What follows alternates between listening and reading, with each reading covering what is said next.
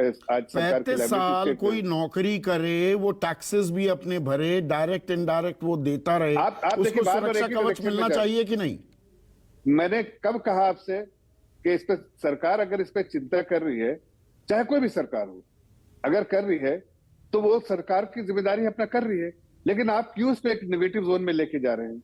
हमने ये तो नहीं कहा कि सरकार ने इस पे कोई एकदम से अपना रुख जाहिर कर दिया है। भाई एक अगर यूपी गवर्नमेंट के पास ऐसी कोई बात आई है या किसी सेंट्रल गवर्नमेंट के पास बात आएगी तो जाहिर है पीएफआरडीए का भी रोल है, इसमें सेंट्रल गवर्नमेंट का भी रोल है, इसमें जो है आपको मिनिस्ट्री ऑफ फाइनेंस का भी देखिए कितना बजटरी एलोकेशन किस तरह से किया जा सकता है, कितना किया जा सकता है। इसलिए कि देखिए अगर सिर्फ पेंशन लायबिलिटी अलोन, आप इस बात को ध्यान रखिएगा जो मैं कह रहा हूं, अगर पेंशन लायबिलिटी अगर अकेले में, संदीप जी सुन पा रहे हैं आप मुझे? हाँ मैं सुन रहा हूं। पेंशन लायबिलिटी अकेले में अगर आइसोलेशन में देखिए, सिर्फ जो सेंट्रल गवर्नमेंट की और 2004 की एनपीएस स्कीम को खत्म कर दीजिए, अगर ऐसी लायबिलिटी बढ़ती जाती तो ना तो आज हमारे पास कोई और कल्याणकारी योजना के लिए या डिफेंस के लिए तो आप you sitting on the fence, you sitting on the fence Zafar भाई। मैं सीधा पूछ रहा हूं, विपक्ष ने बड़ा मुद्दा बना दिया है, वो तो कह रहे हैं केंद्र में भी लागू करेंगे, अलग अलग राज्य जहां चुनाव हो रहे हैं वो कह रहे हैं पुरानी पेंशन योजना हम लागू करेंगे। आप पुरानी पेंशन योजना के हक में हैं या उसके खिलाफ हैं? सवाल बड़ा सीधा है। सवाल बड़ा सीधा है कि एनपीएस लाया किसने था? एनपीएस तो लेकर तो आए अटल बिहारी वाजपेयी, लागू किया सही तरीके से मनमोहन सिंह।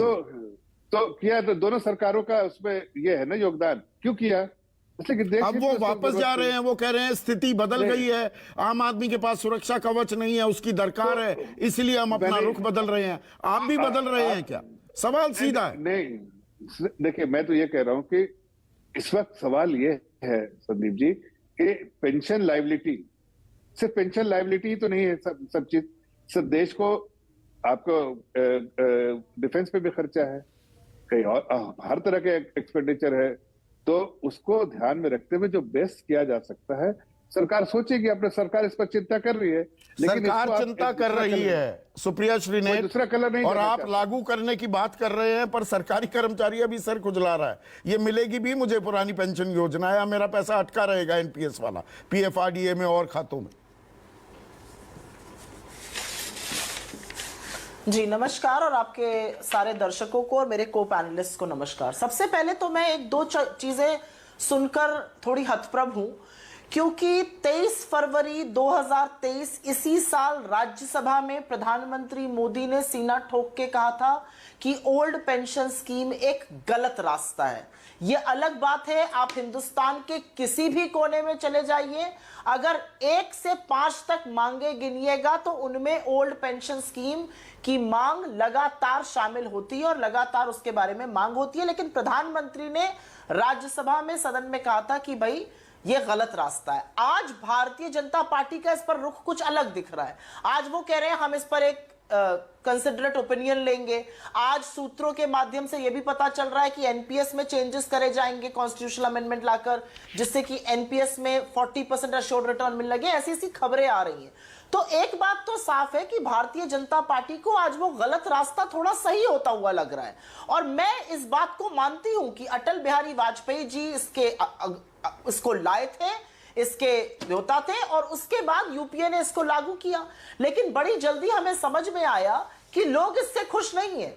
लोग चाहते हैं कि यह स्कीम चली जाए, और इसीलिए हमने अपने राज्यों में इसको लागू किया। अब सरकार की धृष्टता देखिए, अगर एक राज्य सरकार इसको लागू करना चाहती है तो सरकार हमारे पैसे पर कुंडली मार के बैठ जाएगी। 35,000 करोड़ राजस्थान के, 17,000 छत्तीसगढ़ के, करीब 8,000 करोड़ हिमाचल के, सरकार ने देने से ही पैसा मना कर दिया। ये वही बात करी सरकार ने कर्नाटक में, हमने चुनाव जीता, हमने कहा अन्न भाग्य से आपको 10 किलो चावल मिलेगा। सरकार ने एफसीआई से क्या कहा, आप चावल नहीं बेचेंगे। सरकार को एफसीआई प्राइवेट व्यक्ति को चावल, प्राइवेट एंटिटी को बेच सकता है, लेकिन सरकार को कर्नाटक की नहीं बेच सकता। क्यों? क्योंकि अवरोध बनना है, रोड़ा बनना है स्कीम में। वही काम ये कर रहे हैं। मेरा अपना मानना है, चाहे कोई भी ये स्कीम लाया हो, हम और आप चलिए दोनों मिलकर ले आए, लेकिन अगर जमीन पर लोगों को लग रहा है कि उनका हक इससे खत्म हो रहा है, तो उनकी बात आपको सुननी पड़ेगी। ये समझने में नहीं सुप्रिया, ये समझने में क्या आपको 18 साल लग गए? 2022 से आप ये मुद्दा उठाने लगे, हम 23 में हैं, और 10 साल जो आपकी सरकार थी, पश्चिम बंगाल ने ये एनपीएस ज्वाइन नहीं किया था, फिर 1-2 राज्य और जुड़े, पर आप इसे लागू करने पर पूरी तरह से आमादा दिखे। और प्रधानमंत्री, तत्कालीन प्रधानमंत्री मनमोहन सिंह ने तो यहां तक भी कहा कि पैसे पेड़ पर नहीं लगते हैं, तो एलोकेशन ऑफ रिसोर्सेज सोच समझ कर करनी होगी। तो आज राजनीतिक फायदा दिखने लगा तो आप यू टर्न मार रही हैं। नहीं, मुझे नहीं लगता कि ये आक्षेप आपका सही है। मुझे लगता है जब जागो तभी सवेरा, और एक समय जब हमें लगा कि नहीं, लोगों की मांग है। मैं आपको छोटा सा वाक्य बता देती हूँ। उत्तर प्रदेश चुनाव में मैं जिला जिला घूमी थी, क्योंकि मैनिफेस्टो कमेटी में थी। जहां हम जाते थे वहां पर लोग ओपीएस की बात करते थे, पुरानी पेंशन स्कीम लाइए, पुरानी पेंशन स्कीम लाइए। यहां पर उनके एसोसिएशन के व्यक्ति भी बैठे हुए, वो आपको बताएंगे। तो मुझे लगता है किसी भी पॉलिटिकल पार्टी के लिए, चाहे हम हो, चाहे भाजपा हो, चाहे सपा हो, कोई भी पॉलिटिकल पार्टी हो, हमें कोर्स करेक्शन करना पड़ता है अगर जनता की मांग आ जाए। और एक बात मैं जरूर बोलना चाहती हूं, ये जो फिस्कल प्रूडेंस और फिस्कल रिस्पॉन्सिबिलिटी की बात होती है, ये या तो गरीब के लिए कुछ होने लगे तभी उठती है, या ये ओल्ड पेंशन स्कीम की बात पर उठती है। भाई 12.5 लाख करोड़ आपने बट्टे खाते में डाल दिए धन्ना सेठों के बैंक में, एक चू नहीं हुई। आज आपके बड़े बड़े इंडस्ट्रियलिस्ट कह रहे हैं 90% हेयर कट पे एनसीएलटी में एसेट्स बिक रहे हैं और खरीदे जा रहे हैं।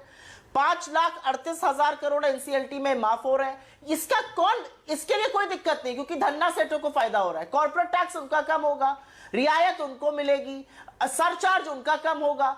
अगर गरीब के लिए और ओल्ड पेंशन स्कीम की बात कर लो तो सारे रूल्स आपको दिखाए जाने लगते हैं। मुझे ऐसा लगता है एक संवेदनशील सरकार का हक है और कर्तव्य है कि वो लोगों की बात सुने, और अगर कोई स्कीम उनके गले नहीं उतर रही है उसका समाधान करे। मैं यहां पर कुछ आंकड़े अब और बता दूं, सारे आरबीआई से सोर्स हैं, मैं सोर्स भी बताकर बता रहा हूं। मैं आ रहा हूं जफर भाई, मैंने 8 से 9 गुना कहा पेंशन बिल बढ़ा हुआ है, पर मैं स्पेसिफिक कुछ राज्यों का उदाहरण देना चाहूंगा। राजस्थान, जहां पर पुरानी पेंशन योजना लागू हो चुकी है, पेंशन बिल 2004-05 से लेकर 2020-21 के बीच लगभग 16 गुना बढ़ चुका है। छत्तीसगढ़ में इन्हीं 16 वर्षों में ये 12 गुना बढ़ चुका है। पंजाब में पेंशन देनदारी 7 गुना ज्यादा हो चुकी है इसी दरमियान।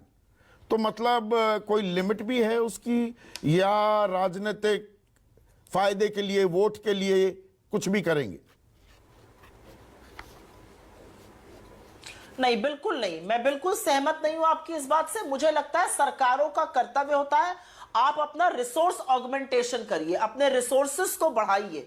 मोदी सरकार ने डेट बढ़ाया, कर्जा बढ़ा दिया, और आपने यहां पे 100 लाख करोड़ का था। नहीं, अगर आप रिवाइज डेटा देखिए इस बजट के बाद का, तो कर्जा सरकार ने 120 लाख करोड़ का अकेले लिया है, 55 लाख करोड़ का बाकी 14 प्रधानमंत्रियों ने मिलकर लिया था। हाँ, वो 55 और मैं 150 लाख करोड़ कह रहा था, मैं 100 नहीं। सरकार की इच्छा शक्ति, मैं 150 लाख करोड़ कह रहा था।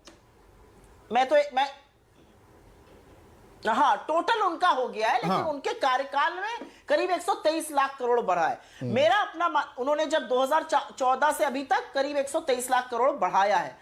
मैं छोटी सी एक बात कह के अपनी बात समाप्त करती हूं, और वो बात यह है कि आपने ये जो बोला कि कितने गुना बढ़ गया है, सरकार का काम है रिसोर्स ऑगमेंटेशन करना। आप रिसोर्सेज बढ़ाइए, आप व्यवसाय क्रिएट करिए, आप परचेजिंग पावर बढ़ाइए, आप परचेजिंग पावर पैरिटी बढ़ाइए, आप आर्थिक असमानता को कम करिए, रिसोर्सेज अपने आप आने शुरू होंगे। जब आपका नीति 1 या 2 लोगों को ध्यान में रख के बनती है तो ये सारी चीजें प्राथमिकता ही नहीं है। लेकिन ये समझ में इनको आ गया है कि एक मुद्दा है जिस पर लोग खासे नाराज हैं, जिस पर लोग समाधान चाहते हैं, इसलिए अब इस पर बात की जा रही है। जफर इस्लाम, सरकार की जिम्मेदारी है ना, आप हमसे कर लेते हैं सारी चीज, सरकारी कर्मचारी तो सब देता है ना, तनख्वाही टैक्स कट कर आती है, फिर इनडायरेक्ट टैक्सेस में भी उसका कंट्रीब्यूशन है, तो ये जिम्मेदारी तो आपकी है कि उसको सुरक्षा कवच दिया जाए, एक मुकम्मल सुरक्षा कवच। नहीं, मैंने कभी नहीं कहा कि कोई कवच नहीं होना चाहिए, लेकिन मुझे एक चीज सवाल करना है यहाँ पर, और ये सब इसलिए सवाल करना है कि रिसोर्सेस बढ़ाने के लिए आज ही बात हो रही है, 70 साल में बात तो हुई नहीं भाई। रिसोर्सेज आज आप साइज ऑफ द जीडीपी देखिए 2014 में जो छोड़ा था, और आज साइज ऑफ द जीडीपी देखिए, दोनों में फर्क देखिए कि 9 साल में कितना बड़ा जीडीपी का साइज बढ़ा और पहले कितना था। दूसरी बात मैं कहना चाहता हूँ कि कोई ना कोई ऐसी चीज तो होनी चाहिए कि क्या पेंशन लायबिलिटी, क्या पूरे जो बजट के जितने भी आपके पास जो आपके पास आते हैं पैसे, जो सरकार के पास रेवेन्यूज आते हैं, क्या उसका कितना परसेंट जो है pension liability should not exceed, कोई तो होनी चाहिए। आई थिंक मेरे ख्याल से ये देश में इसकी चर्चा होनी चाहिए, इसलिए कि अगर सिर्फ पेंशन 16 टाइम बढ़ा तो क्या किस जगह 16 टाइम हर चीज रेवेन्यूज बढ़ जाते हैं 16 टाइम हर जगह पर? किस जगह पर इनके टाइम में कोई आप बताइए, आप बैक टेस्टिंग कीजिए और एक मॉडल डेवलप कीजिए कि सरकार के जो रेवेन्यूज थे पिछले 70 सालों में हर जो उस तरह से जो है उसका जो ग्रोथ हो रहा है जो रेवेन्यू का और जो लाइबिलिटी का ग्रोथ क्या समान तरीके से चल रहा है। ये सब देखने के बाद लफाजी करना है बहुत आसान है कि भाई इतना दे दो, ये कर दो, हम ये सब करेंगे, लेकिन जब देने के टेबल पे आएंगे तो इनको भी उस वक्त वो तो आप भी पड़ेगा। जो आपने शब्द इस्तेमाल किया मैं उसे दोबारा से दोहराना नहीं चाहूंगा। वो जो आपने शब्द इस्तेमाल, तो 15 लाख रुपए मिल जाएंगे, 2 करोड़ रोजगार आ जाएंगे, किसानों की आय दोगुनी हो जाएगी, अर्थव्यवस्था अगर 5वें नंबर की अर्थव्यवस्था हो गई, सबसे तेजी से दौड़ती विकास दर है अगर हमारी, तो उसका फायदा उसमें योगदान देने वाले लोगों को तो मिलना चाहिए कि नहीं? बिल्कुल मिलना चाहिए। मैं कब कहा? और अगर इतने सारे 315 वेलफेयर स्कीम चल रहे हैं, उसका फायदा किसको हो रहा है? देश की जनता ही को तो हो रहा है। ये पहले देश की जनता आशा लगा के रखती थी कि भाई पानी आना चाहिए घर पे। आज 9 करोड़ लोगों को परिवार के घर पे पानी तो पहुंच रहा है। कभी एक बूंद पानी के लिए नहीं पहुंचता था उनके पास। देखिए, क्रिटिसाइज करना और एनालाइज करना दोनों में फर्क है। क्रिटिसाइज कुछ भी कर दीजिए, एनालाइज करेगा। क्रिटिसाइज और एनालाइज का फर्क यहां समझना होगा। क्विक रिस्पांस, अभी 3 मेहमान बैठे हैं। Supriya, can I please come in? हाँ हाँ। नहीं, मैं बस छोटा सा रिस्पांस दूंगी, और मेरा रिस्पांस उस पर यह है कि ये जो प्रथा आपने शुरू कर दी है ना कि 70 साल तो जी कुछ हुआ ही नहीं। न्यूज डिबेट में जो भी प्रवक्ता जी आते हैं उनका सिर्फ और सिर्फ एक ही जवाब रहता है कि पुरानी पेंशन योजना बहाली से जो देश की अर्थव्यवस्था है वो बिगड़ जाएगी और आने वाली पीढ़ी कर्जदार बन जाएगी। लेकिन जब इसी के विपरीत पत्रकार जी कोई ये क्वेश्चन डाल देते हैं कि जो नेता बड़े-बड़े माननीय हैं, वो पुरानी पेंशन ले रहे हैं, या जिन कर्मियों को पुरानी पेंशन योजना का लाभ दिया जा रहा है, क्या उससे देश की अर्थव्यवस्था नहीं बिगड़ रही है? और आपने इस वीडियो में एक चीज़ नोटिस करी होगी कि जो पेंशन का बजट है, वो पहले देखिए कितना था और अब आगे जाके कितने गुना बढ़ गया। अब मैं आपको समझा देता हूँ पेंशन का बजट इन द सेंस कि जो पेंशन जिन लोगों को, जो राज्यों में या जो भी बड़े-बड़े माननीय जो पेंशन ले रहे हैं जिन राज्यों के, उन राज्यों को पेंशन का बजट दिया जाता है कि उनको पेंशन दी जाए उस बजट से। अब सोचिए वो बजट पहले कितना था और अभी कितने गुना बढ़ गया है। तो यानी पेंशन लेने वाले, जो ओपीएस लेने वाले माननीय हैं, वो तो बढ़ते जा रहे हैं, लेकिन कर्मचारियों के बारे में एक सरकार नहीं विचार कर पा रही है। उसके लिए सिर्फ ये बोल दिया गया कि एनपीएस के समीक्षा करने के लिए कमेटी गठित कर दी गई, और जब गठित करी गई तो यूपीएस पेंशन स्कीम आई, और ये स्कीम ऐसी आई कि कर्मचारियों को बोल-बोल के बोलना पड़ रहा है कि भाई ये स्कीम ले लो, ये अच्छी स्कीम है, ये ऐसी है। एक तरीके से देखा जाए तो स्कीम को बेचा जा रहा है।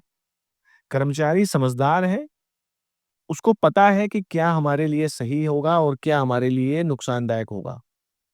गारंटीड पेंशन की बात करने वाले ये विचार नहीं कर रहे हैं कि जब कर्मचारी अगर वीआरएस लेकर रिटायर हो जाता है, तो उसको वो गारंटी पेंशन कब दी जाएगी, 60 साल में दी जाएगी, ये कोई क्यों नहीं बता रहा है। चाहे कर्मी के ऊपर डिपेंड है कि वो 60 साल सर्विस करता है पूरी, या 40 साल की उम्र में सर्विस करके रिटायर जाता है। जब भी रिटायर जाए, उसको पेंशन एटलीस्ट तब से तो स्टार्ट हो जाए। और मैं इस चीज़ का बिल्कुल सही बोलता हूँ दोस्तों कि अगर सरकार ये भी कर देती कि जो आप पैसा लगा रहे हैं यूपीएस स्कीम में, और उसमें रिटायरमेंट के टाइम पर आप जब भी जाएँगे आपको पेंशन स्टार्ट हो जाएगी, और जो आपका पैसा है एटलीस्ट 40-60 के रेशियो से नहीं, ना ही सही, उसका रेशियो थोड़ा कम करके भी अगर बोल देते कि नहीं आपको इतना पैसा एडवांस में दे दिया जाएगा, बाकी आपकी गारंटीड पेंशन बन जाएगी, तो फिर भी शायद सरकारी कर्मचारी कुछ सोच लेते यूपीएस पेंशन स्कीम के बारे में। लेकिन उसमें यूपीएस में तो बिल्कुल ही साफ इनकार कर दिया गया है कि आपको पैसा कुछ नहीं दिया जाएगा और आपके औसत का क्या-क्या निकाल के आपको एज़ अ पेंशन के तौर पे दिया जाएगा। तो कर्मचारियों ने यही बेहतर समझा कि एनपीएस में ज़्यादा उनका भविष्य अच्छा रहेगा बजाय यूपीएस के।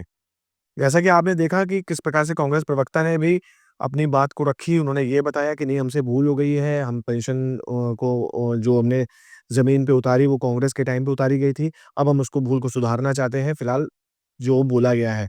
और जिन राज्यों में कांग्रेस की सरकार है वहाँ पुरानी पेंशन योजना फिलहाल तो बहाल कर दी गई है। देखने वाली बात है कि क्या कभी भविष्य में अगर इनकी सरकार बनती है तो क्या ये सच में लागू करेंगे? या बीजेपी ही पुरानी पेंशन योजना को लागू करेगी? ये कमेंट सेक्शन पे ज़रूर बताइएगा। फिलहाल खबर यही थी दोस्तों, मेरे द्वारा दी गई जानकारी अच्छी लगी तो प्लीज़ वीडियो को लाइक, शेयर, कमेंट ज़रूर करिए।